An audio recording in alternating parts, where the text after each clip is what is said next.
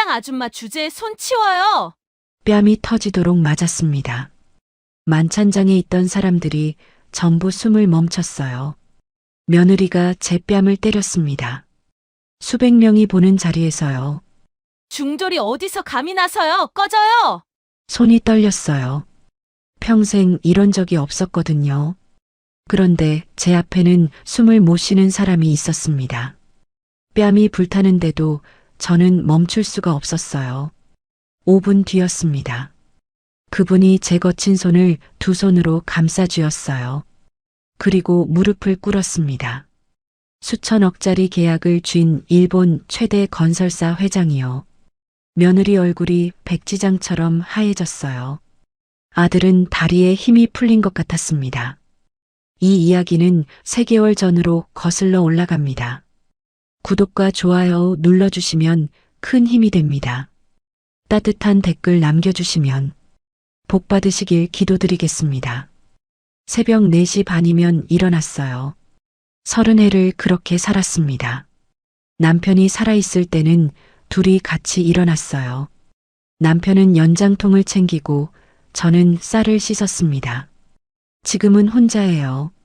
남편이 떠난 지 5년 새벽 부엌에는 저 혼자 국 끓이는 소리만 울렸습니다. 시장 골목 안쪽 정순네 백반집. 간판도 허름하고 테이블도 6개뿐이지만 제 손으로 일군 가게였어요. 이른 아침부터 멸치를 우려내고 된장을 풀면 국물 냄새가 골목 끝까지 퍼졌습니다. 그러면 하나둘 손님이 들어왔어요. 정순이 밥은 약이야, 약. 단골 할머니들이 늘 그렇게 말해주셨거든요. 그때마다 코끝이 찡했습니다. 세상에서 저를 필요로 하는 곳이 이 백반집밖에 없는 것 같았으니까요. 그런데 제 며느리 생각은 달랐어요. 서영이는 제가 식당을 하는 걸 부끄러워했습니다. 처음부터 그랬어요.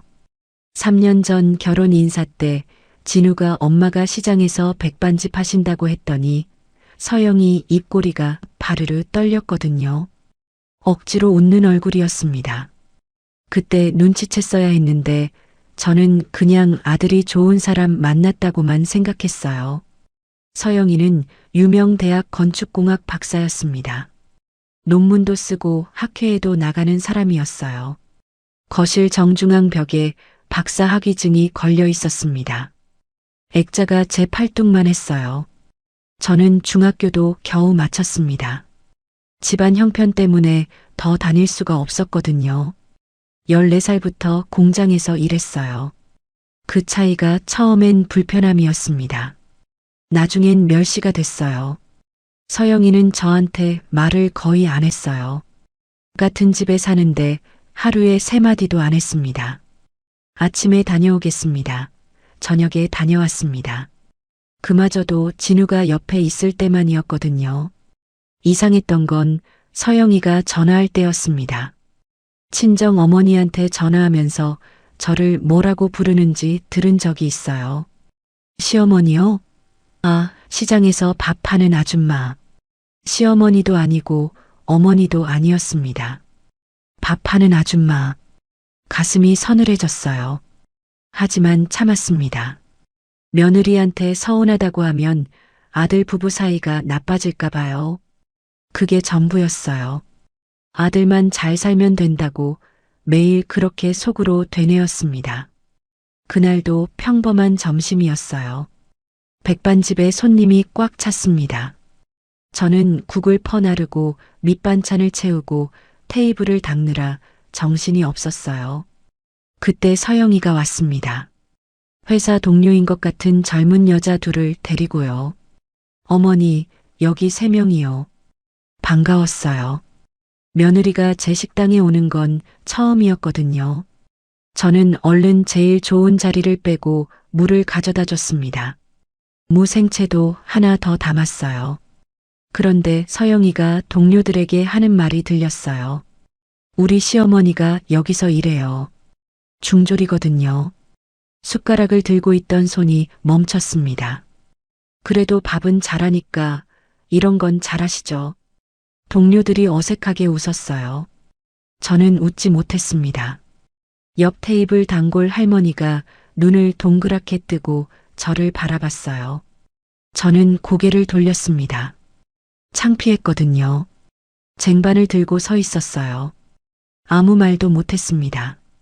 제가 뭐라고 하면 서영이 체면이 깎일 것 같았어요. 며느리 체면을 깎는 시어머니는 되고 싶지 않았습니다. 문제는 그 다음이었어요. 서영이가 나가면서 제 백반지 벽에 걸린 액자를 봤습니다. 남편이 한옥 지을 때 찍은 사진이었어요. 대패를 들고 석가래를 다듬는 모습. 제가 제일 좋아하는 사진이었거든요. 어머니, 이런 사진 좀 떼세요. 촌스럽게. 제가 아무 말도 못하자 서영이가 목소리를 낮추고 덧붙였습니다. 시아버지도 결국 노가다꾼이었잖아요. 그런 거 자랑스럽게 걸어놓으면 손님들이 뭐라고 생각하겠어요. 노가다꾼. 남편이 평생 나무를 다듬고 한옥을 짓던 그 손을 서영이는 그 한마디로 지워버렸습니다. 주방으로 돌아와서 수도꼭지를 틀었어요. 물소리에 파묻혀야 울 수 있었거든요. 양손을 싱크대에 짚고 소리 없이 울었습니다. 물에 젖은 제 손이 남편 손처럼 거칠어져 있었어요. 저는 그때 몰랐습니다. 이게 시작일 뿐이라는 걸요. 저녁에 집으로 돌아왔습니다. 진우와 서영이는 거실에서 텔레비전을 보고 있었어요. 저는 부엌에서 조용히 과일을 깎아 내놨습니다. 서영이가 과일 접시를 슬쩍 밀어놨어요. 손도 안 대고요. 진우는 못 본 척했습니다. 그게 이 집의 일상이었어요. 엄마, 내일 회사에 일본 건설사 사람들 온다. 진우가 텔레비전을 보면서 말했습니다. 한강건설 이사가 집에서 백반집 냄새가 나면 안 되잖아. 서영이가 바로 끼어들었어요. 어머니, 내일은 식당 좀 쉬세요. 진우 옷에 냄새 배니까. 저는 고개를 끄덕였습니다. 아들의 출세에 방해가 되고 싶지 않았으니까요. 그날 밤 방에 혼자 앉아서 남편이 쓰던 연장을 꺼냈어요. 대패, 끌, 먹통. 다 낡았지만 하나하나 남편의 손때가 묻어 있었습니다. 연장 옆에 남편의 수첩이 있었어요. 한옥을 지을 때마다 기록한 것들이었습니다. 누렇게 바랜 종이 위에 삐뚤빼뚤한 글씨가 빼곡했어요. 결국 법은 나무의 숨소리를 듣는 것이다. 남편의 글씨를 손가락으로 따라 읽었습니다. 남편은 학교를 많이 다닌 사람은 아니었어요. 하지만 나무 앞에서만은 세상 누구보다 진지했습니다. 못한 게 안 쓰고 나무와 나무를 맞물리는 기술. 남편은 그걸 예술이라 했고 서영이는 그걸 노가다라 했어요. 여보, 당신이 보고 싶어요. 혼잣말이 나왔습니다. 그때 거실에서 진우의 전화 소리가 들렸어요. 아, 네. 이사님 부인이시죠?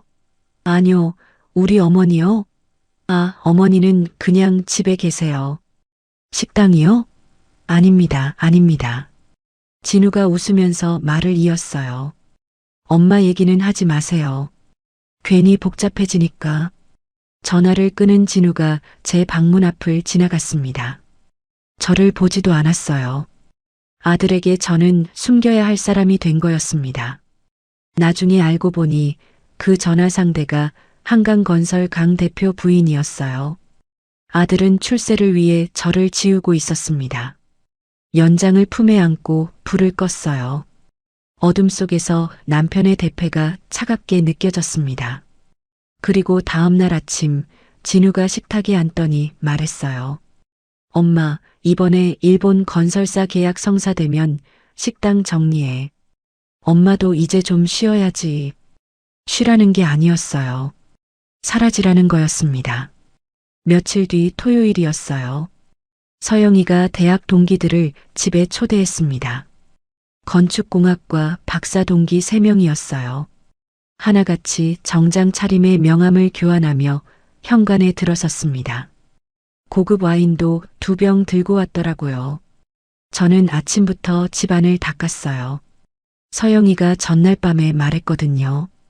어머니, 내일 제 동기들 와요. 거실에 냄새 안 나게 해주세요. 그리고 음식은 어머니가 해주시면 좋겠어요. 밖에서 시키면 입맛에 안 맞을 수도 있으니까. 부탁이 아니라 지시였습니다. 하지만 저는 고개를 끄덕였어요.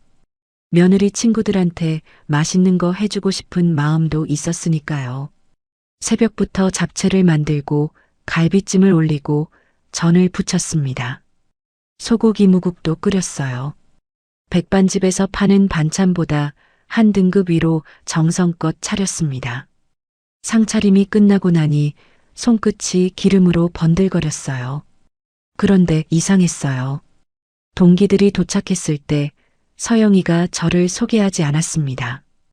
거실에서 대화가 한창인데 저는 부엌에서 접시를 닦고 있었어요. 마치 처음부터 없는 사람처럼요. 서영아, 이 갈비찜 진짜 맛있다. 어디서 시킨 거야? 동기 중 한 명이 물었습니다. 그때 서영이가 웃으면서 말했어요. 아, 우리 시어머니가 해준 거야. 잠깐 기분이 좋았습니다. 그런데 그 다음 말이 목을 찔렀어요. 우리 시어머니가 중졸이거든. 공부는 못했는데 이런 건 잘해. 웃음이 터졌습니다. 서영이 동기들이 킥킥거리며 웃었어요. 어색한 웃음이 아니었습니다. 진짜로 우스운 것 같았어요. 중졸, 요즘도 그런 사람이 있어? 시장에서 백반집도 한대. 대단하다, 대단해. 부엌에서 다 들렸습니다. 쟁반을 들고 있던 손에서 힘이 빠졌어요. 접시가 쟁반 위에서 달그락 소리를 냈습니다. 서영이가 부엌 쪽을 힐끗 봤어요. 그리고 목소리를 낮추지도 않고 말을 이었습니다. 그래서 집안일은 어머니한테 맡기고 나는 논문에 집중하는 거지. 저는 그 자리에 서서 움직이지 못했어요. 쟁반이 떨렸습니다. 손이 아니라 자존심이 떨린 거였어요. 동기들이 돌아간 뒤였습니다. 저는 거실을 치우고 있었어요. 빈 와인잔을 모으고 테이블을 닦고 쿠션을 정리했습니다. 서영이는 소파에 앉아 핸드폰을 보고 있었어요. 한 발짝도 움직이지 않았습니다.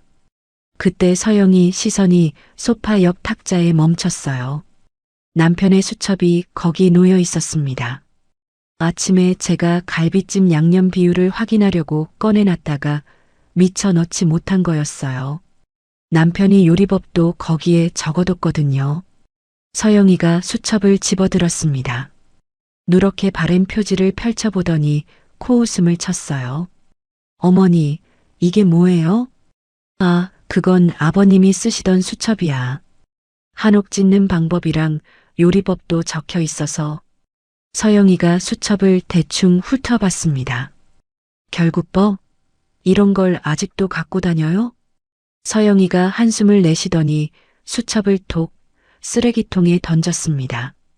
심장이 멈추는 것 같았어요. 어머니, 이런 낡은 거 버리세요. 먼지만 쌓이잖아요. 시아버지도 결국 목수였잖아요. 옛날 기술 가지고 뭘 어쩌겠어요. 저는 쓰레기통을 바라봤습니다. 남편이 평생 적어온 글씨가 음식물 찌꺼기 옆에 떨어져 있었어요.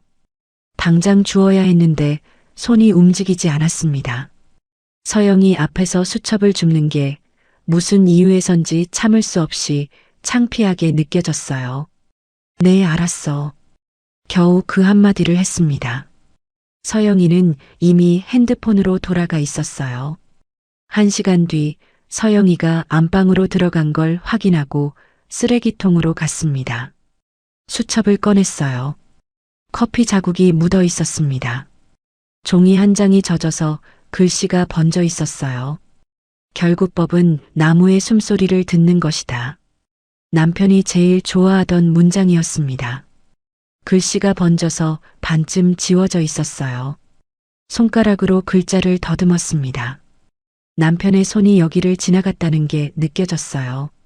이 수첩이 세상에서 남편이 남긴 마지막 것이었거든요. 화장실에 들어가서 문을 잠그고 울었습니다. 소리가 새어나가면 안 됐으니까요. 나중에 알고 보니 그 수첩에 적힌 기술이 수천억짜리 가치가 있었어요.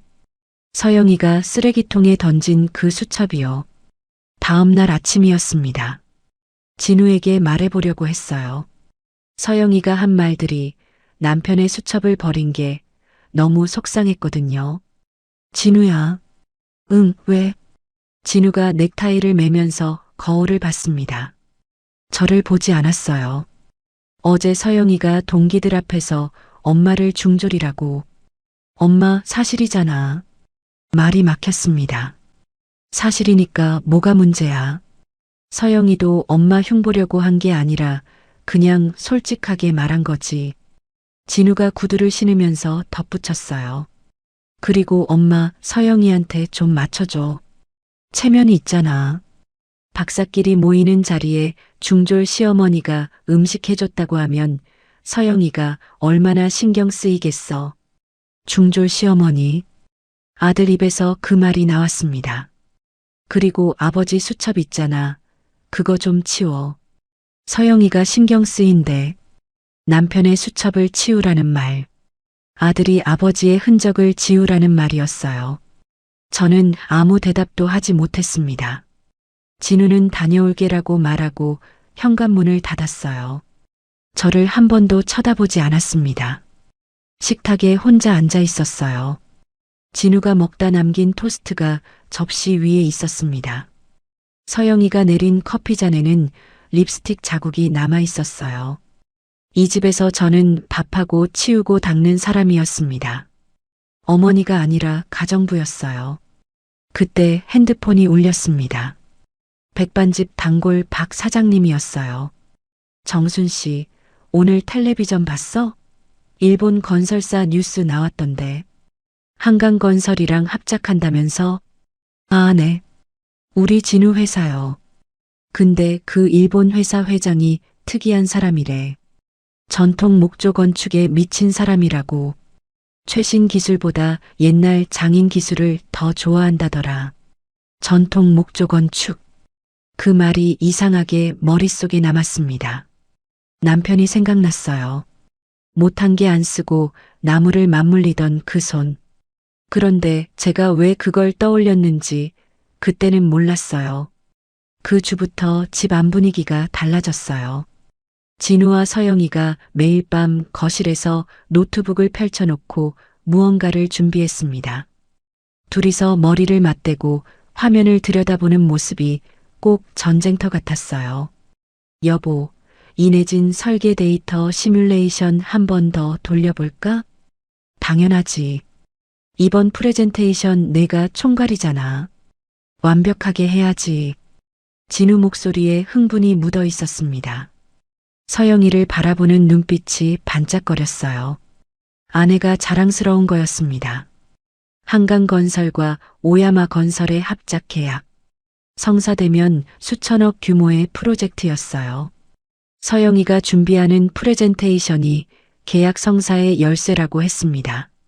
최첨단 내진 설계 기술. 서영이 박사 논문의 핵심 주제이기도 했어요. 저는 과일을 깎아서 거실에 내놨습니다. 고마워요, 어머니. 서영이가 한마디 했어요. 눈도 안 마주치고요. 형식적인 인사였습니다. 과일 접시를 밀어놓더니 다시 화면을 들여다봤어요.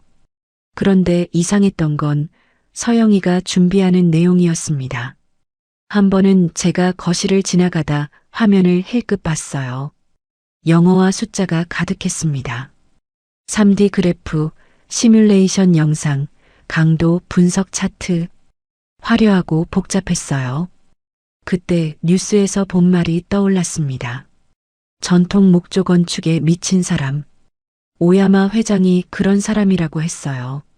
최신 기술보다 옛날 장인의 기술을 더 좋아하는 사람. 서영이의 프레젠테이션은 전부 최신 기술이었거든요. 뭔가 어긋나는 것 같았지만 제가 뭘 안다고 말하겠어요. 중졸인데요. 그냥 입을 다물었습니다. 저는 그때 몰랐어요. 입을 열었어야 했다는 걸요. 며칠 뒤 진우가 저녁 식사 때 말을 꺼냈습니다. 엄마, 얘기 좀 하자. 밥을 먹다 말고 젓가락을 내려놨어요. 진우의 표정이 심각했거든요. 이번 계약이 성사되면 나 전무로 승진해. 그래, 그거 좋은 거 아니야? 좋은 거지. 근데 엄마 전무 부인이 시장 백반집을 한다고 하면 어떻게 되겠어? 또 그 말이었습니다. 엄마 식당 정리해. 이번 달 안으로. 숨이 막혔어요. 식당은 제 전부였거든요. 남편이 살아있을 때 함께 시작한 가게였어요. 남편 떠나고도 제가 버틸 수 있었던 이유가 그 식당이었습니다. 진우야, 그건 좀. 엄마, 진지하게 얘기하는 거야. 진우가 눈을 똑바로 봤어요. 그 눈이 차가웠습니다. 서영이가 요양원 하나 알아봤어. 시설 좋은 데야. 엄마 거기서 좀 쉬어. 요양원. 아들이 어머니를 요양원에 보내겠다는 말이었어요. 나 아직 멀쩡한데. 엄마가 멀쩡한 게 문제가 아니라 체면이 문제야. 체면. 서영이의 체면, 진우의 체면, 한강건설의 체면. 그 체면 속에 제 자리는 없었습니다. 그 다음 주부터 서영이의 태도가 더 심해졌어요. 계약식 날짜가 잡혔거든요. 2주 뒤 서울 시내 특급 호텔 만찬장. 오야마 건설 회장이 직접 온다고 했습니다. 서영이가 제 방에 왔어요. 노크도 없이 문을 열더니 서서 말했습니다. 어머니, 계약식까지 2주 남았어요. 응, 알아. 그동안 집에 오지 마세요. 귀를 의심했어요. 식당 냄새가 옷에 배거든요. 진우 양복에서 된장 냄새 나면 안 돼요. 계약식 때까지만이라도 식당에서 지내세요. 자기 집에서 쫓겨나는 거였습니다. 며느리한테 쫓겨나는 게 아니라 된장 냄새한테 쫓겨나는 거였어요. 서영아, 그래도 여기가 내 집인데. 어머니. 서영이가 한숨을 쉬었어요. 그 한숨이 칼날 같았습니다. 솔직히 말할게요. 어머니가 이 집에 계시면 진우 이미지에 안 좋아요. 오야마 건설 사람들이 사전 미팅 온다고 했거든요. 혹시 마주치기라도 하면 어떡해요? 마주치면 안 되는 사람. 저는 이 집에서 마주치면 안 되는 사람이었습니다. 진우가 뒤에서 나타났어요. 서영이 뒤에 서서 아무 말도 안 했습니다. 눈도 마주치지 않았어요. 그게 대답이었습니다. 아들도 아내 편이었어요. 짐을 쌌습니다.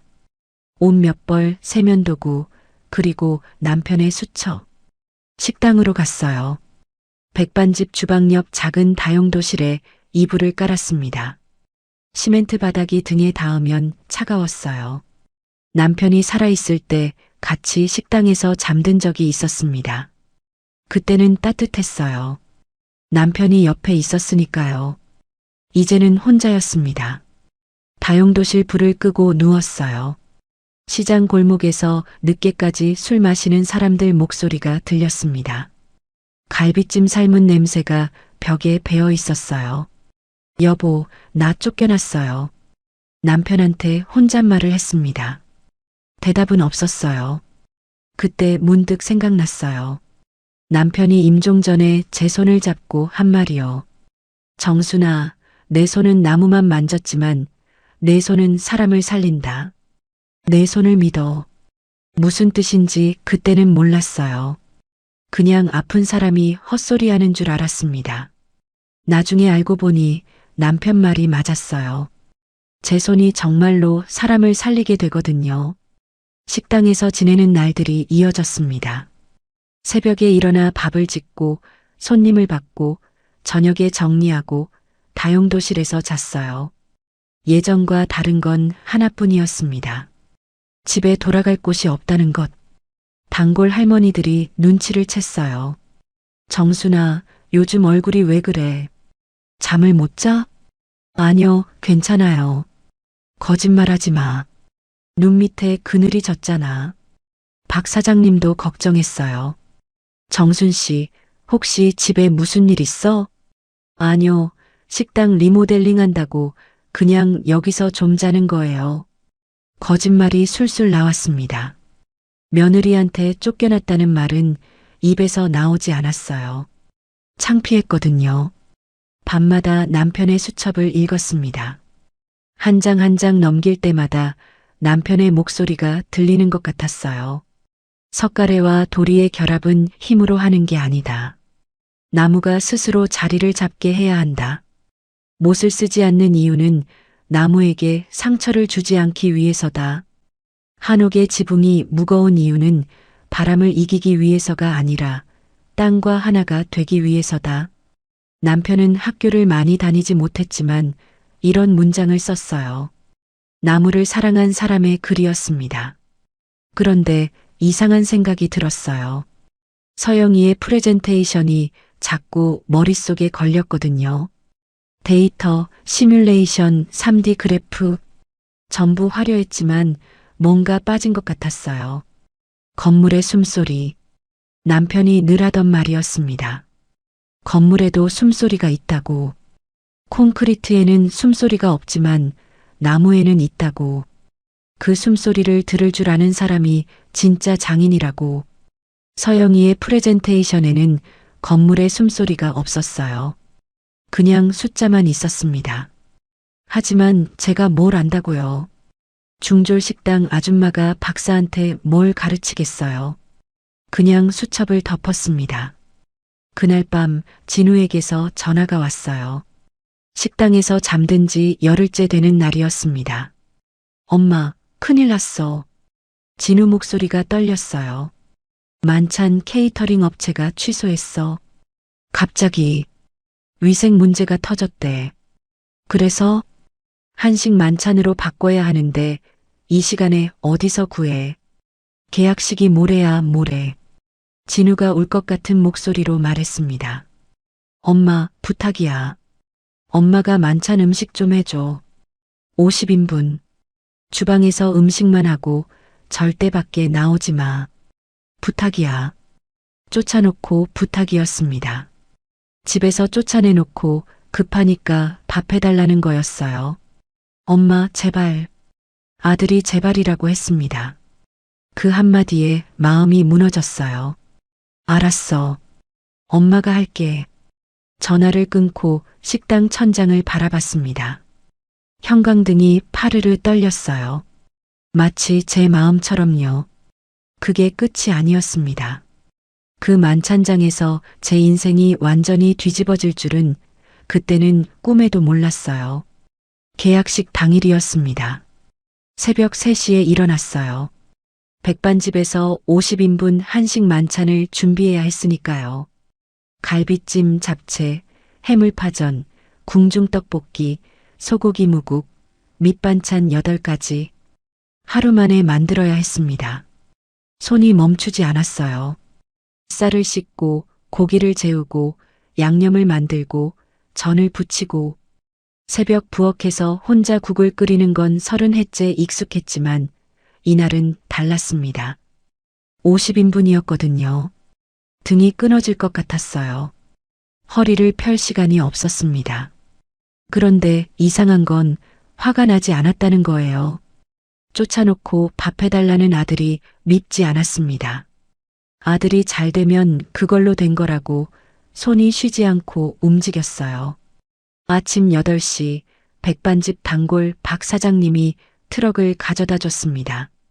정순 씨, 어디 음식 납품해? 아들 회사 행사예요. 아이고, 효자 며느리 아들 뒀네. 쓴웃음이 나왔어요. 효자는 무슨 효자? 하지만 박 사장님한테 속사정을 말할 수는 없었습니다. 호텔에 도착한 건 오전 10시였어요. 서울 시내 특급 호텔. 제가 평생 와본 적 없는 곳이었습니다. 로비에 들어서자마자 숨이 막혔어요. 천장이 어찌나 높은지 고개를 한참 들어야 샹들리에가 보였습니다. 대리석 바닥에 제 낡은 운동화가 삐걱거렸어요. 엄마, 이쪽이야. 진우가 로비 한쪽에서 손짓했습니다. 차콜 그레이 수트에 네이비 넥타이. 평소보다 더 빳빳하게 차려입었어요. 저를 보는 눈이 불안했습니다. 엄마, 다시 한번 말할게. 주방에서 음식만 해. 절대 밖에 나오지 마. 알았어. 진짜 절대야. 오야마 회장이 직접 오거든. 실수하면 안 돼. 진우가 제 옷을 위아래로 훑어봤어요. 네이비 카디건, 흰 티셔츠, 회색 면바지, 낡은 흰 운동화. 진우의 입꼬리가 내려갔습니다. 엄마, 그 옷밖에 없어? 이게 제일 깨끗한 거야. 진우가 한숨을 쉬었어요. 그 한숨이 서영이 한숨이랑 똑같았습니다. 언제부터 아들이 며느리를 닮았을까요? 그때 서영이가 나타났습니다. 어머니, 이거 달고 계세요. 서영이가 이름표를 내밀었어요. 플라스틱 이름표 홀더에 하얀 종이가 끼워져 있었습니다. 주방 보조 김정순, 주방 보조. 시어머니가 아니라 주방 보조였어요. 혹시 누가 물어보면 외부 케이터링이라고 하세요. 절대 진우 어머니라고 하시면 안 돼요. 서영이 눈이 차가웠습니다. 경고였어요. 이름표를 가슴에 달았습니다. 주방 보조 김정순. 제 이름 석자가 그렇게 작아 보인 적은 처음이었어요. 고개를 숙이고 주방으로 들어갔습니다. 오후 5시 만찬이 시작됐습니다. 주방에서 접시를 세팅하면서 문틈으로 만찬장을 봤어요. 크리스탈 샹들리에가 수백 개의 빛을 뿌리고 있었습니다. 원형 만찬 테이블이 10개 넘게 놓여 있었어요. 하얀 테이블보, 은색 식기, 와인잔. 제가 본 세상과는 다른 곳이었습니다. 하객들이 하나둘 자리를 잡았어요. 양복과 드레스, 명함을 교환하는 손들, 낮은 목소리의 인사. 저와는 아무 상관없는 사람들이었습니다. 그때 입구에서 움직임이 있었어요. 오야마 회장이 들어왔습니다. 70대 노인이었어요. 은백색 머리를 뒤로 빗어넘기고 짙은 네이비 3피스 수트를 입고 있었습니다. 걸음이 느렸지만 허리가 곧았어요. 눈이 작았지만 날카로웠습니다. 오른손 약지에 묵직한 금반지가 보였어요. 그분이 제 옆을 지나갔습니다. 주방 입구 바로 앞이었어요. 그 순간 오야마 회장이 잠깐 멈칫했어요. 제 손을 봤습니다. 접시를 나르던 제 거칠고 갈라진 손을요. 1초도 안 되는 시간이었어요. 그리고 아무 말 없이 지나갔습니다. 이상했어요. 왜 제 손을 봤을까요? 그때는 몰랐습니다. 만찬 전 프레젠테이션이 먼저였어요. 서영이가 무대에 올랐습니다. 아이보리 블레이저에 검은 블라우스, 왼쪽 옷깃에 진주 브로치, 자신만만한 표정이었어요. 이 순간을 위해 몇 달을 준비했으니까요. 대형 스크린에 3D 그래프가 떠올랐습니다. 내진 설계 시뮬레이션, 강도 분석 차트, 비용 대비 효율 데이터, 숫자와 그래프가 화려하게 펼쳐졌어요. 하객들이 고개를 끄덕였습니다. 서영이 목소리가 자신감에 차 있었어요. 이 설계는 진도 7.0 규모의 지진에도 구조적 안정성을 보장합니다. 기존 공법 대비 38% 향상된 내구성을 확인했습니다. 진우가 앞자리에서 아내를 바라보며 미소 짓고 있었어요. 자랑스러운 표정이었습니다. 그런데 저는 오야마 회장을 보고 있었어요. 회장의 표정이 달랐거든요. 처음엔 관심 있게 듣는 것 같았습니다. 그런데 시간이 지나면서 눈빛이 변했어요. 입술이 점점 굳어졌습니다. 두꺼운 흰 눈썹 사이에 주름이 잡혔어요. 옆에 앉은 통역관에게 뭔가를 속삭였습니다. 불안했어요. 왜인지 모르겠지만 가슴이 덜컥 내려앉았습니다. 프레젠테이션이 끝났어요. 박수가 터졌습니다. 하지만 오야마 회장은 박수를 치지 않았어요. 잠시 침묵이 흘렀습니다. 만찬장이 조용해졌어요. 회장이 입을 열었습니다. 통역관이 바로 옮겼어요. 데이터는 훌륭합니다.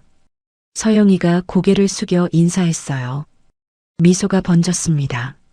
하지만 회장이 말을 끊었어요. 서영이 미소가 멈췄습니다.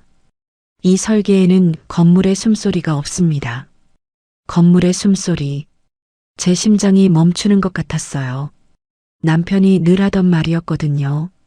데이터만 화려하고 건물이 어떻게 숨을 쉬는지 모르는 사람이 만든 설계입니다. 만찬장이 얼어붙었어요. 서영이 얼굴이 하얗게 질렸습니다. 진우의 미소가 사라졌어요. 주방에서 문틈으로 그 장면을 봤습니다. 남편의 말이 머릿속을 맴돌았어요. 건물에도 숨소리가 있다. 콘크리트에는 없지만 나무에는 있다. 그런데 제가 뭘 할 수 있겠어요. 저는 주방 보조잖아요. 분위기가 급격히 가라앉았어요. 오야마 회장이 불쾌한 표정을 숨기지 않았습니다. 통역관이 잠시 쉬었다 만찬을 시작하자고 말했지만 회장의 눈빛은 이미 차가워져 있었어요. 서영이가 무대에서 내려왔습니다. 걸음이 비틀거렸어요. 진우가 달려가 서영이 팔을 잡았습니다. 여보, 괜찮아? 무슨 소리야 괜찮긴. 건물의 숨소리. 그게 대체 무슨 비과학적인 말이야. 서영이 목소리가 떨렸어요. 분노인지 공포인지 모르겠었습니다. 진우가 이마에 땀을 닦았어요. 회장이 왜 저러는 거야? 데이터가 완벽한데. 몰라. 일본 사람들 원래 감성적이잖아. 적당히 맞춰주면 돼. 서영이가 스스로를 진정시키려는 것 같았습니다. 하지만 손끝이 떨리고 있었어요. 진우도 알았을 거예요. 계약이 흔들리고 있다는 걸. 저는 주방에서 만찬 음식을 준비했습니다. 접시에 갈비찜을 담고 잡채를 올리고 무국을 떠서 그릇에 부었어요. 손이 자동으로 움직였습니다. 그런데 가슴이 답답했어요. 건물에 숨소리가 없다. 오야마 회장의 그 말이 계속 머릿속에 맴돌았습니다. 남편이 수첩에 쓴 그 말과 똑같았거든요. 세상에 남편과 같은 말을 하는 사람이 있다는 게 이상하게 가슴을 뛰게 했어요. 만찬이 시작됐습니다. 제가 만든 음식이 테이블로 나갔어요. 주방에서 반응을 엿봤습니다. 오야마 회장이 갈비찜을 한 점 먹었어요. 잠깐 멈추더니 옆에 앉은 사람에게 뭔가 말했습니다. 통역관이 진우에게 전했어요. 회장님이 음식이 훌륭하다고 하십니다. 손맛이 느껴진다고요. 그 말을 들은 건 주방에 들어온 진우를 통해서였어요. 엄마, 회장이 음식 맛있대. 고마워. 진우가 잠깐 웃었습니다. 오늘 처음으로 저한테 웃은 거였어요. 하지만 금방 표정이 어두워졌습니다. 프레젠테이션 실패의 충격이 컸거든요. 엄마, 근데 큰일이야. 회장이 화가 많이 난 것 같아. 계약이 날아갈 수도 있어. 아들 얼굴에 공포가 서려 있었어요. 수천억 계약, 전무 승진, 서영이의 자존심. 전부 무너지기 직전이었습니다. 저는 아들의 등을 토닥였어요. 괜찮아. 잘 될 거야. 그 말밖에 할 수 없었습니다. 만찬이 이어졌어요. 분위기는 가라앉아 있었지만 음식은 계속 나갔습니다. 저는 주방과 세팅 사이를 오가며 접시를 날랐어요. 그때였습니다. 만찬장 안쪽에서 갑자기 의자가 넘어지는 소리가 났어요. 유리잔이 깨지는 소리, 비명, 사람들이 일어서는 소리. 회장님, 회장님. 주방 문을 열고 밖을 봤습니다. 오야마 회장이 바닥에 쓰러져 있었어요. 얼굴이 파랗게 질려 있었습니다. 한 손으로 목을 움켜쥐고 입을 벌리고 있었어요. 숨을 쉬려는데 쉬어지지 않는 것 같았습니다. 기도 폐색. 음식물이 기도를 막은 거였어요. 사람들이 우왕좌왕했습니다. 의사 없어요? 119 불러. 물 가져와. 소리가 뒤섞였어요. 동석한 의사 한 명이 달려왔지만 손이 떨려서 제대로 하지 못했습니다. 남편 목소리가 들렸어요. 살아있을 때 제게 가르쳐준 그 말이요. 정순아, 기도가 막히면 이렇게 해. 건설 현장에서 이런 일 많아. 당황하면 안 돼. 침착하게. 남편이 현장에서 동료가 쓰러졌을 때 했던 것. 턱을 들어 올리고 등을 두드리고 복부를 밀어 올리는 것. 남편이 제 몸에 직접 자세를 잡아가며 가르쳐 줬었어요. 몸이 먼저 움직였습니다. 주방 보조 이름표를 단 채로 만찬장으로 뛰어나갔어요. 서영이가 제 앞을 막아섰습니다. 어머니, 뭐 하는 거예요? 서영이가 양팔을 벌리고 제 앞을 막았습니다. 눈이 흔들리고 있었어요. 공포였습니다. 계약이 날아갈 공포, 자기가 쌓아 올린 모든 것이 무너지는 공포. 비켜, 서영아. 저 사람 숨 못 쉬잖아. 어머니가 뭘 안다고요? 의사가 하고 있잖아요. 고개를 돌려봤습니다. 의사라는 사람이 회장 옆에서 허둥대고 있었어요. 손이 떨려서 제대로 된 조치를 하지 못하고 있었습니다. 회장의 얼굴이 점점 더 파래지고 있었어요. 시간이 없었습니다. 서영아, 비켜. 안 돼요. 어머니가 나가면 다 망해요. 계약이 다 날아간다고요. 서영이 목소리가 찢어질 것 같았어요. 이 사람은 사람이 죽어가는 걸 보면서 계약을 걱정하고 있었습니다. 저는 서영이를 밀어냈어요. 평생 며느리를 밀쳐본 적이 없었습니다. 하지만 저기 바닥에 사람이 죽어가고 있었어요. 어머니. 서영이 비명이 등 뒤에서 들렸습니다. 회장 옆으로 달려갔어요.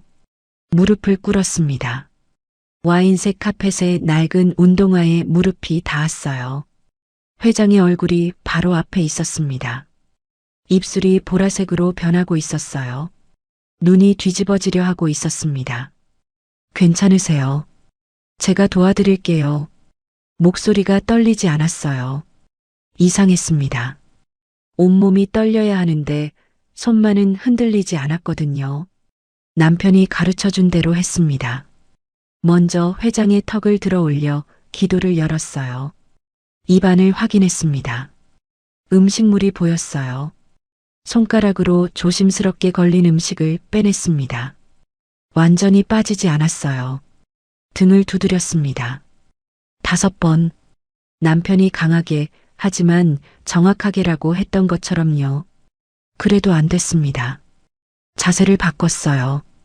회장의 등 뒤로 돌아가 양팔을 감싸 안았습니다.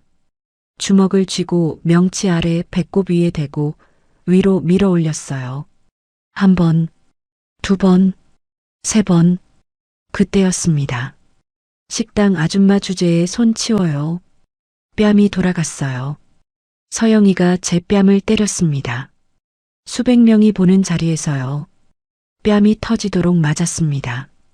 왼쪽 볼이 불타올랐어요. 눈앞에 불꽃이 튀었습니다. 만찬장 전체가 숨을 멈췄어요. 서영이 눈에 눈물이 고여 있었습니다. 분노인지 공포인지 아마 둘 다였을 거예요. 이 사람은 시어머니가 나서면 모든 게 끝난다고 생각한 겁니다. 중졸 식당 아줌마가 수천억 계약 자리에서 일본 회장의 몸에 손을 대면 돌이킬 수 없는 망신이 된다고요. 하지만 제 앞에는 숨을 못 쉬는 사람이 있었어요. 뺨이 불타는데도 저는 멈출 수가 없었습니다. 돌아서서 다시 회장의 배를 감싸 안았어요. 주먹을 쥐고 위로 밀어 올렸습니다. 4번째. 중졸이 어디서 감히 나서요. 꺼져요. 서영이가 또 소리쳤어요. 하지만 저는 듣지 않았습니다. 5번째. 아무 반응이 없었어요. 손이 떨리기 시작했어요. 안 되면 어떡하지? 이 사람이 내 손 안에서 죽으면 어떡하지? 공포가 밀려왔습니다. 남편 목소리가 들렸어요. 살아있을 때 했던 말이요. 정순아, 당황하면 안 돼. 내 손을 믿어. 눈을 감았습니다. 1초. 다시 떴어요. 자세를 다시 잡았습니다. 회장의 명치 아래에 주먹을 정확히 맞추고 온 힘을 모아 위로 밀어 올렸어요. 6번째. 캑! 회장의 입에서 음식물이 튀어나왔습니다. 그리고 기침이 터졌어요. 거칠고 격렬한 기침, 공기가 폐로 들어가는 소리, 생명이 돌아오는 소리였습니다. 저도 모르게 눈물이 쏟아졌어요. 회장이 숨을 몰아쉬었습니다. 얼굴에 핏기가 돌아왔어요. 보라색이었던 입술이 분홍색으로 바뀌었습니다. 눈이 초점을 찾았어요. 만찬장이 터질 듯한 정적에 쌓여 있었습니다. 아무도 숨을 쉬지 않는 것 같았어요. 수백 명의 눈이 저를 보고 있었습니다. 주방 보조 이름표를 단 낡은 운동화를 신은 뺨이 빨갛게 부어오른 55세 여자를요. 서영이가 멈춰 서 있었어요. 손이 떨리고 있었습니다. 자기가 뭘 한 건지 그제야 깨달은 것 같았어요. 진우는 벽에 기대서 있었습니다. 얼굴이 하얘져서 움직이지 못하고 있었어요. 저는 카펫 위에 주저앉았습니다. 다리에 힘이 풀렸거든요. 뺨이 욱신거렸어요. 하지만 제 앞에 사람이 숨을 쉬고 있었습니다. 그것만으로 충분했어요. 1분쯤 지났을까요? 회장이 천천히 고개를 돌렸습니다. 저를 봤어요. 회장의 눈이 제 손에 멈췄습니다. 카펫 위에 놓인 제 손, 거칠고 갈라지고 굳은 살이 박인 손, 기름때가 손톱 밑에 배어 있고 손가락마다 오랜 세월의 흔적이 남아있는 손, 금방 사람의 목숨을 살린 그 손을요. 회장이 무언가를 중얼거렸어요. 통역관이 황급히 귀를 기울였습니다. 그리고 통역관이 제게 말했어요. 회장님이 당신의 손을 보여달라고 하십니다. 저는 영문도 모른 채 손을 내밀었어요. 부끄러웠습니다. 이렇게 거친 손을 보여주는 게요. 회장이 제 손을 두 손으로 감싸 쥐었습니다. 크고 거칠고 그을린 손이었어요. 저와 비슷한 손이었습니다. 나무를 만지고 흙을 만지고 세월을 견딘 손. 회장이 제 손바닥을 찬찬히 들여다봤어요. 손가락 마디를 만졌습니다. 엄지 및 굳은 살을 쓸어봤어요. 그리고 입을 열었습니다. 통역관이 바로 옮겼어요. 이 손은 나무를 만진 적이 있는 손입니다. 심장이 쿵 내려앉았어요. 이 굳은 살은 대패를 잡았던 자리입니다. 이 손가락 마디의 형태는 끈을 오랫동안 쥐었던 사람에게만 생기는 것입니다. 회장의 눈에 물기가 번졌어요. 이 손이야말로 진짜 장인의 손입니다. 장인의 손. 저는 장인이 아니었어요. 남편이 장인이었습니다. 하지만 남편 옆에서 30해를 살면서 남편의 손이 하는 일을 보면서 때로는 함께 나무를 다듬으면서 제 손에도 남편의 흔적이 남은 거였어요. 눈물이 볼을 타고 흘렀습니다. 뺨 맞은 쪽이 따가웠어요. 눈물이 스며들어서요. 이분이 제 목숨을 살렸습니다. 회장이 통역관 없이 서툰 한국어로 직접 말했어요. 감사합니다. 그 한마디에 만찬장이 술렁였습니다. 회장이 제 손을 놓지 않았어요. 제 거친 손을 두 손으로 꼭 쥐고 놓으려 하지 않았습니다. 진우가 달려왔어요. 엄마, 그러니까. 말이 되지 않았습니다. 진우는 지금 일어난 일을 처리할 능력이 없었어요. 서영이는 뒤에서 벽에 기대 서 있었습니다. 다리가 풀린 것 같았어요. 방금 자기가 뺨을 때린 그 여자의 손을 수천억 계약을 쥔 일본 최대 건설사 회장이 두 손으로 감싸쥐고 놓지 않는 장면을 보고 있었으니까요. 저는 아직 아무것도 모르고 있었어요. 이 순간이 시작일 뿐이라는 걸요. 오야마 회장이 통역관에게 뭔가를 길게 말했습니다. 통역관의 얼굴이 놀라움으로 변했어요. 회장님이 이 어르신과 이야기를 나누고 싶다고 하십니다. 지금 바로요. 서영이 입이 벌어졌습니다. 지금요? 프레젠테이션 후속 논의는요? 통역관이 고개를 저었어요. 프레젠테이션은 끝났습니다. 회장님은 이 어르신에게만 관심이 있으십니다. 서영이 얼굴에서 마지막 남은 핏기가 빠졌습니다. 수천억짜리 계약의 열쇠가 박사 논문이 아니라 주방 보조의 손에 있었어요. 만찬장 한쪽에 자리가 마련됐습니다. 오야마 회장이 저와 마주 앉았어요. 통역관이 옆에 섰습니다. 주변에 한강건설 임원들, 오야마 건설 수행원들이 서 있었어요. 전부 긴장한 얼굴이었습니다. 저는 떨고 있었어요. 주방 보조 이름표를 단 채로 뺨이 빨갛게 부어오른 채로 수천억짜리 계약의 주인공 앞에 앉아 있었으니까요. 이게 말이 되나 싶었습니다. 회장이 먼저 입을 열었어요.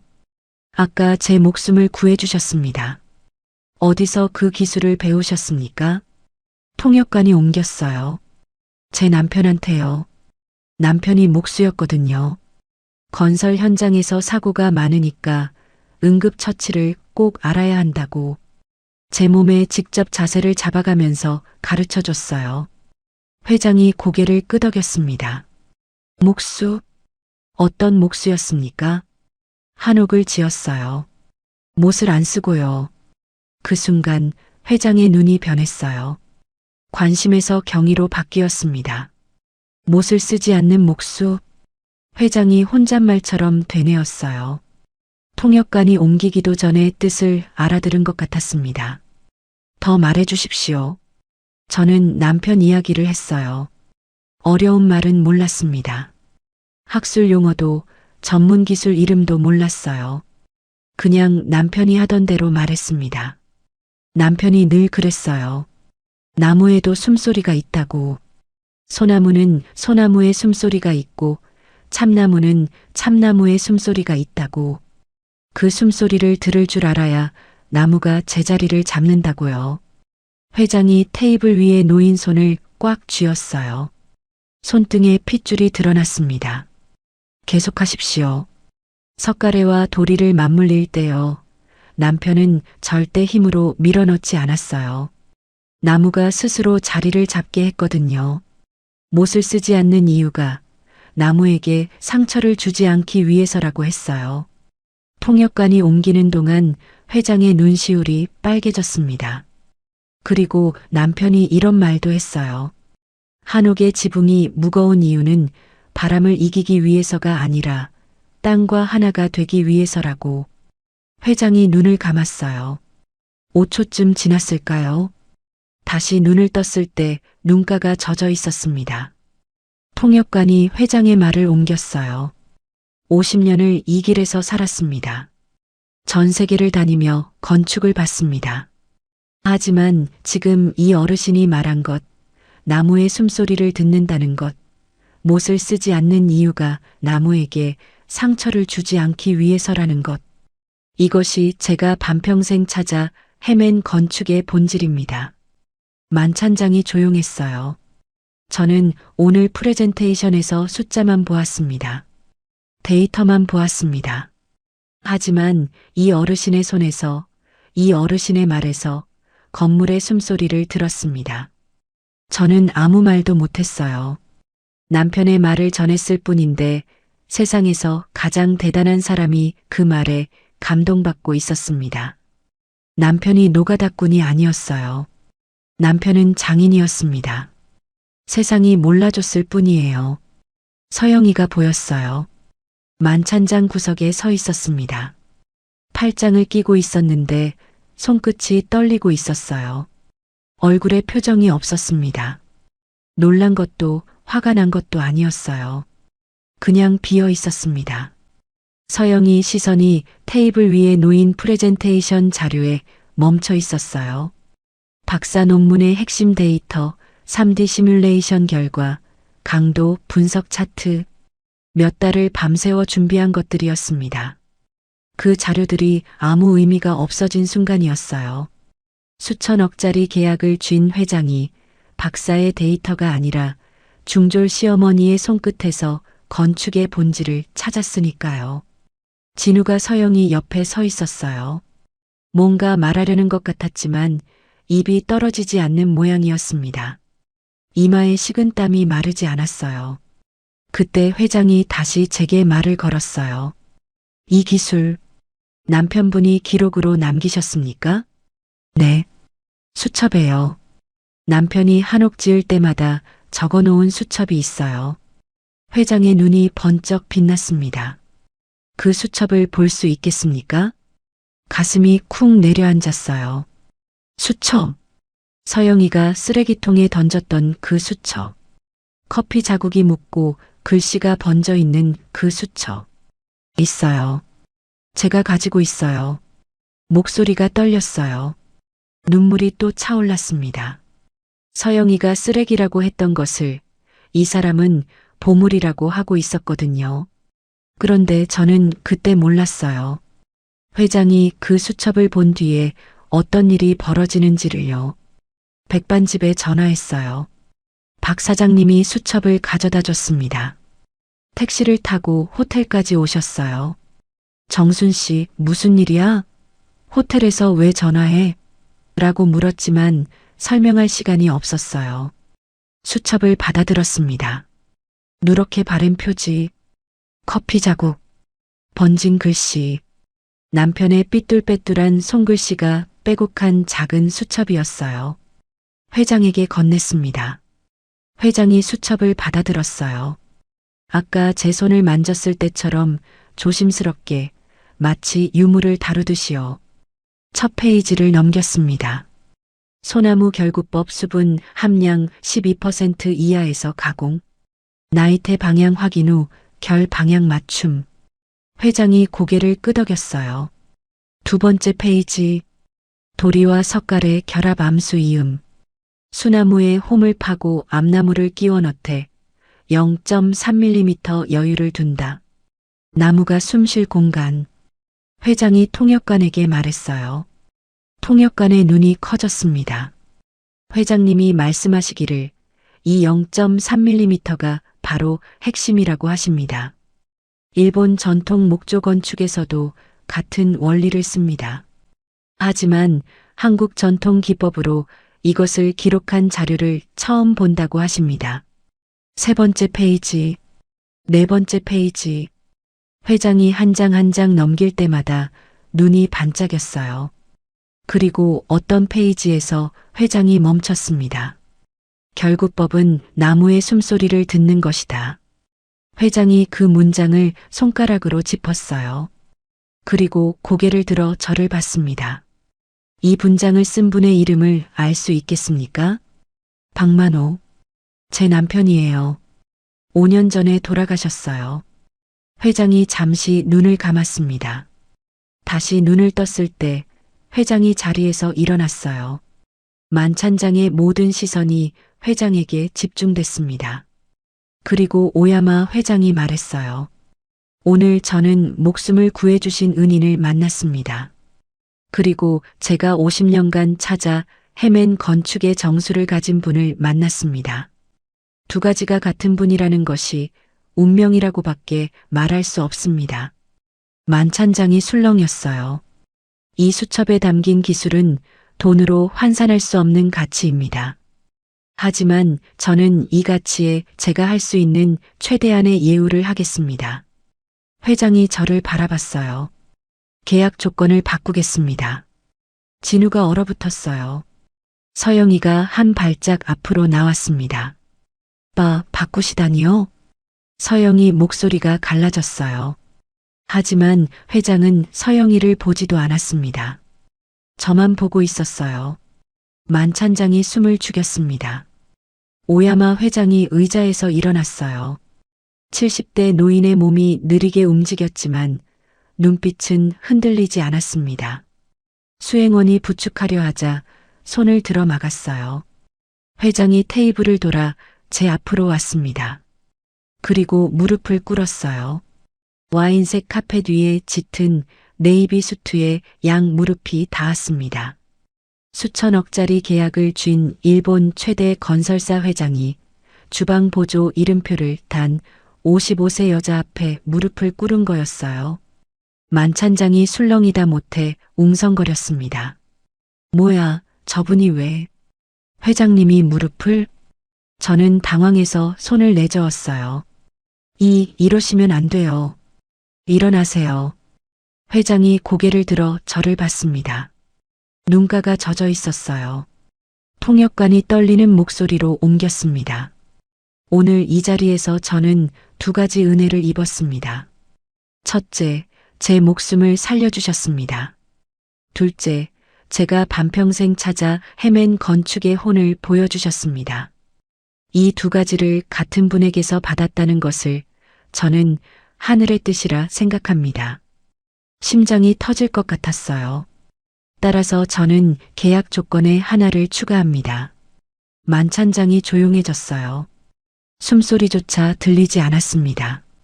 이 어르신을 한강건설과 오야막건설 합작 프로젝트의 전통 건축 자문으로 모시겠습니다. 이 조건이 충족되지 않으면 계약은 없습니다. 전통 건축 자문. 저를요. 중졸 식당 아줌마를요. 자문료는 5억 원을 제안합니다. 5억. 숫자가 귀에 들어오지 않았어요. 제가 백반집에서 하루 벌어야 20만 원인데 5억이라니요. 만찬장이 터져 나올 것 같은 웅성거림으로 가득 찼습니다. 그때 서영이가 앞으로 나왔어요. 잠깐만요. 서영이 목소리가 갈라져 있었습니다. 얼굴에 핏기가 없었어요. 하지만 억지로 전문가의 표정을 만들려 했습니다. 회장님, 이 프로젝트는 제가 몇 달간 준비한 겁니다. 내진 설계 데이터가 핵심이에요. 전통 건축 자문이라니 그건 비과학적인 접근이잖아요. 통역관이 옮겼어요. 회장이 서영이를 봤습니다. 처음으로 정면으로요. 그리고 한마디 했어요. 당신의 데이터에는 혼이 없었소. 서영이 다리가 풀렸어요. 스틸레토 힐이 카펫 위에서 미끄러졌습니다. 무릎이 꺾이면서 그 자리에 주저앉았어요. 아이보리 블레이저의 어깨가 축 처졌습니다. 혼이 없다고요? 서영이가 중얼거렸어요. 아무도 대답하지 않았습니다. 진우가 달려왔어요. 아내를 일으키려 했지만 서영이가 손을 뿌리쳤습니다. 건드리지 마. 서영이 눈에서 눈물이 떨어졌어요. 분노의 눈물이었습니다. 자존심이 산산조각 나는 소리가 들리는 것 같았어요. 진우가 벽에 기댔습니다. 이마에서 흘러내리는 식은땀을 닦지도 못했어요. 수트 안쪽이 젖어 있는 게 보였습니다. 이 사람은 지금 계산하고 있었어요. 계약이 살아남을 수 있는지, 자기 승진이 가능한지, 지금 이 상황을 어떻게 수습해야 하는지. 진우가 저를 봤어요. 태어나서 처음 보는 눈이었습니다. 두려움이었어요. 아들이 어머니를 두려워하고 있었습니다. 정확히는 어머니가 쥔 힘을 두려워하고 있었어요. 엄마. 진우가 다가왔어요. 엄마, 계약이 그러니까 자문을 수락해야 계약이 되는 거잖아. 엄마가 수락하면 되는 거야. 응? 아들의 첫마디가 그거였어요. 엄마 괜찮아도 엄마 미안해도 아니었습니다. 엄마가 수락하면 된다. 가슴이 서늘했어요. 진우야. 응, 엄마. 너 지금 엄마한테 수락하라는 거야? 부탁하는 거야? 진우가 입을 다물었어요. 아까까지 주방에서 나오지 말라고 한 게 너야. 주방 보조 이름표 달라고 한 게 너 아내야. 엄마 존재를 숨기라고 한 게 너야. 목소리가 떨리지 않았습니다. 이상했어요. 평생 아들한테 이렇게 말해본 적이 없었거든요. 그런데 지금은 엄마가 필요해? 진우가 고개를 숙였어요. 대답하지 못했습니다. 저는 진우를 지나쳐 회장 쪽으로 걸어갔어요. 회장이 여전히 무릎을 꿇고 있었어요. 수행원들이 부축하려 했지만 회장이 거부했습니다. 제가 올 때까지 기다리고 있었어요. 저는 회장 앞에 섰습니다. 그리고 처음으로 허리를 곧게 폈어요. 평생 구부리고 살았습니다. 시장에서 국을 퍼줄 때, 며느리 앞에서 고개를 숙일 때, 아들한테 밥을 내놓을 때, 항상 허리가 굽어 있었어요. 이 순간 허리가 펴졌습니다. 회장님, 통역관이 긴장한 얼굴로 옆에 섰어요. 일어나세요. 저한테 이러시면 안 돼요. 회장이 고개를 저었어요. 대답을 듣기 전까지는 일어나지 않겠습니다. 저는 회장의 두 손을 잡았어요. 거칠고 그을린 손이었습니다. 남편 손이랑 비슷했어요. 나무를 만지고 현장을 다니고 세월을 견딘 손. 일어나세요.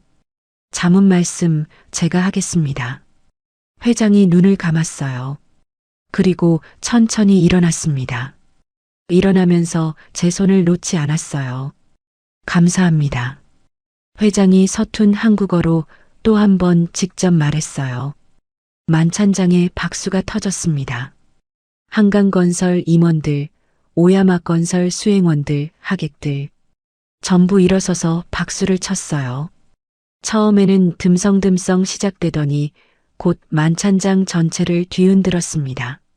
그 박수 소리 속에서 저는 서 있었어요. 주방 보조 이름표를 단 채로, 낡은 운동화를 신은 채로, 뺨이 부어오른 채로. 하지만 허리가 곧았습니다. 평생 처음으로요. 뒤를 돌아봤어요. 서영이가 카페 뒤에 주저앉아 있었습니다. 박수 소리가 귀에 들어오지 않는 것 같았어요. 아이보리 블레이저가 구겨져 있었습니다. 진주 브로치가 기울어져 있었어요. 아까까지 완벽했던 사람이 무너져 있었습니다. 진우가 서영이 옆에 서서 저를 보고 있었어요. 아들의 눈에 처음으로 두려움 말고 다른 것이 보였습니다. 후회였어요. 하지만 너무 늦었습니다. 한강건설 강 대표가 다가왔어요. 어르신 축하드립니다. 앞으로 잘 부탁드리겠습니다. 강 대표가 90도로 인사했어요. 아까까지 진우한테 어머니 얘기는 하지 말라고 했던 바로 그 회사의 대표가요. 저는 고개를 끄덕였습니다. 잘 부탁드립니다.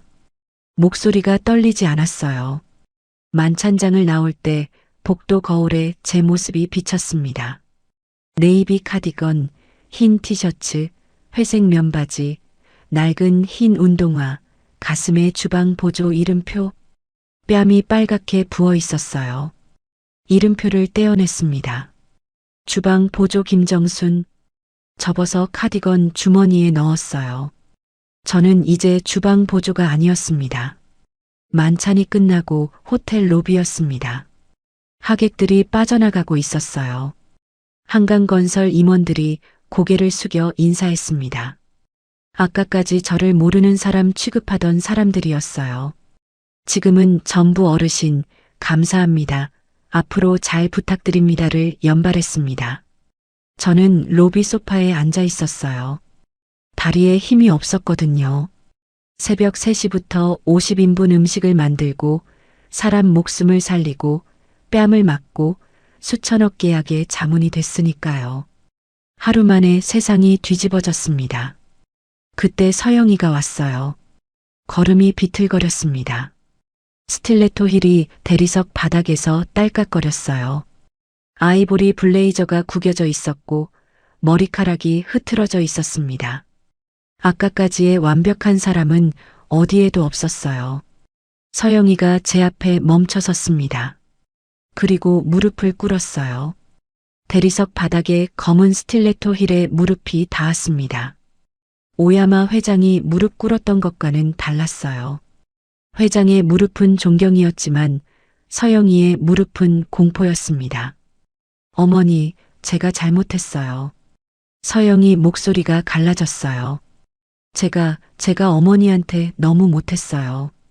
뺨도 때리고 식당 아줌마라고 하고 아버님 수첩도 버리고 눈물이 볼을 타고 흘렀습니다. 풀 메이크업이 번졌어요. 빨간 립스틱이 눈물에 섞여 턱으로 흘러내렸습니다. 어머니, 한 번만 용서해 주세요. 한 번만요. 서영이가 두 손을 모아 비볐어요. 기도하듯이요. 고개를 바닥까지 숙였습니다. 아까까지 제 앞에서 턱을 치켜들던 사람이었어요. 저는 서영이를 내려다봤습니다. 3년이었어요. 3년 동안 중졸이라고 식당 아줌마라고, 노가다꾼의 아내라고. 3년 동안 손님 앞에서 망신을 주고 남편의 유품을 쓰레기통에 던지고 집에서 쫓아내고 주방 보조 이름표를 달게 하고 수백 명 앞에서 뺨을 때렸습니다. 그 3년이 무릎 한 번에 지워지진 않았어요. 서영아, 내 어머니. 나는 네 어머니가 아니야. 서영이 고개가 올라왔어요. 눈이 흔들렸습니다. 나는 식당 아줌마야. 내가 그렇게 불렀잖아. 어머니, 그건 3년 동안 나를 사람 취급 안 했어. 중졸이라고, 냄새난다고, 마주치면 안 되는 사람이라고. 내가 그랬잖아. 목소리가 떨리지 않았습니다. 이상했어요.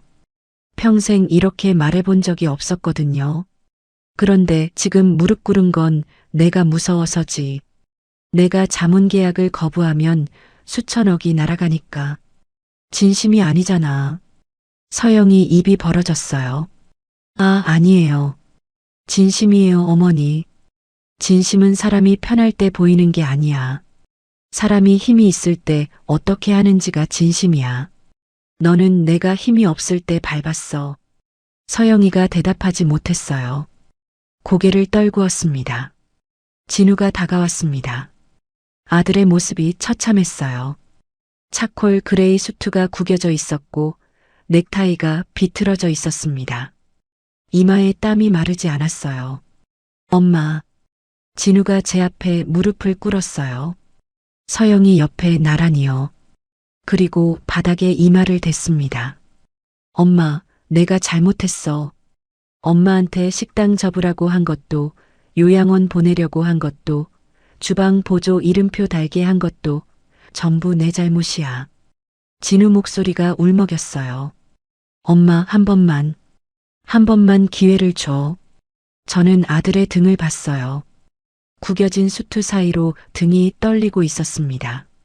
이 등을 업고 시장을 다녔어요. 이 등에 밥을 먹이고 재웠어요. 남편이 떠나고 혼자서 이 등을 키웠습니다. 눈물이 차올랐어요. 하지만 삼켰습니다. 진우야. 응, 엄마. 너 아까 뭐라고 했는지 기억해? 진우가 고개를 들었어요. 엄마가 수락하면 되는 거야. 내가 그랬지.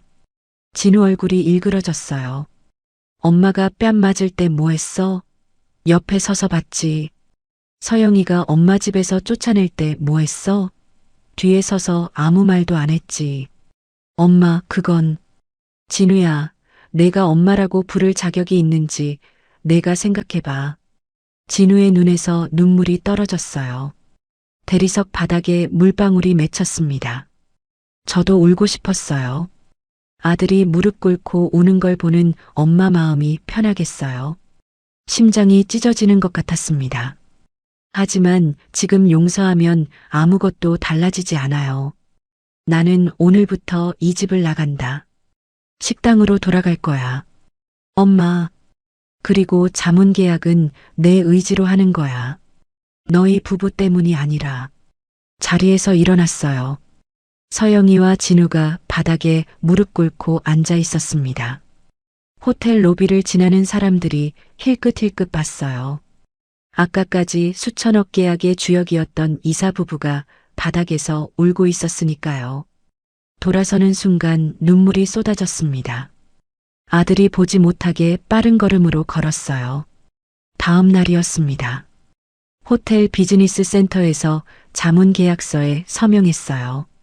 오야마 건설 법무팀과 한강 건설 법무팀이 동석했습니다. 서류가 두꺼웠어요. 법률 용어가 빼곡했습니다. 솔직히 절반도 이해하지 못했어요. 하지만 마지막 줄은 읽었습니다. 전통 건축 자문 김정순. 제 이름이었어요. 주방 보조가 아니라 전통 건축 자문 김정순. 펜을 들었습니다. 손이 떨렸어요. 평생 이렇게 중요한 서류에 이름을 써본 적이 없었거든요.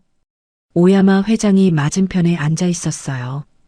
저를 보며 고개를 끄덕였습니다. 이름을 썼어요. 김정순.